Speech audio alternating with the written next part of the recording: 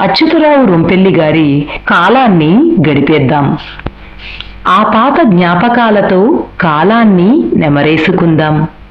ఈనాటి మధుర స్మృతులతో గతాన్ని పెనవేసుకుందాం.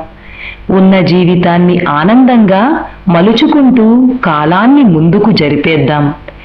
కాలంతో పాటే కరిగిపోయిన జుట్టుకు రంగులు వేసుకుంటూ, ఉరుకుల పరుగుల జీవితంలో తడారిపోయిన చర్మానికి లోషన్లు అద్దుకుంటూ, దేహ సౌందర్యాన్ని పక్కన పెట్టి మానసిక గాంభీర్యంతో కాలాన్ని నెట్టేద్దాం.